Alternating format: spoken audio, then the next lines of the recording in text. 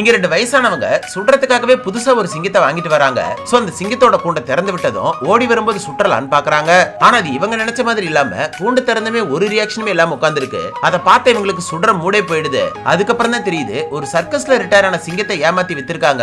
ஆனா இதை பார்த்த இந்த சின்ன பையன் அந்த சிங்கத்துக்கு உடம்பு சரியில்லைன்னு கண்டுபிடிச்சிடறான். சோ அதோட உடம்பு சரியாகிற வரைக்கும் நம்மளே வச்சிருக்கலாம்னு முடிவெடுக்கிறாங்க. இப்படியே போயிட்டு இருக்க ஒரு நாள் இவங்க வெளியில போயிருக்கிற நேரமா பார்த்து வீட்டுக்கு சொந்தக்காரங்க வராங்க. அதுல 2 சின்ன பசங்க கைய வச்சுக்கிட்டு சும்மா இல்லாம இந்த கூண்டை உடைச்சிட்டு உள்ள என்ன இருக்குன்னு பாக்குறானுங்க.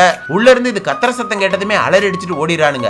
இப்ப இவனுங்க உடைச்சிட்டு போன கேப் வழியா பக்கத்துல இருக்கிற ஒரு சோளக்காடை பார்த்ததும் அந்த சிங்கத்துக்கு பழசு ஞாபகம் வருது. சோ அந்த கேப் வழியாவே சோளக்காட்டுக்குள்ள ஓடி போயிடுது. அது தெரியாம வீட்டுக்கு வந்து பார்த்த இவனுக்கு அந்த கூண்டு காலியா இருக்கிறத பார்த்ததுமே ஷாக் ஆயிடுறான். அப்ப அந்த சோளக்காட்டுக்குள்ள இருந்து ஏதோ சத்தம் வருதுன்னு உள்ள போய் பாக்குறான். அது இவனை பார்த்ததுமே இவன் கூட விளையாட ஆரம்பிச்சிருது. ஆனா அந்த தூரத்துல இருந்து பாக்குறவங்க அந்த பையனை கடிக்குதுன்னு தப்பா நினைச்சு சுற்றலான்னு பக்கத்துல வந்து பாக்குறாங்க. பார்த்தா அது இவன் கூட ஜாலியா விளையாண்டுட்டு இருக்கு. சோ இதால இவங்களுக்கு ஆபத்து இல்லைன்னு தெரிஞ்சதும் அந்த சிங்கம் இவங்க ஃபேமிலியில ஒரு ஆளா மாறிடுது.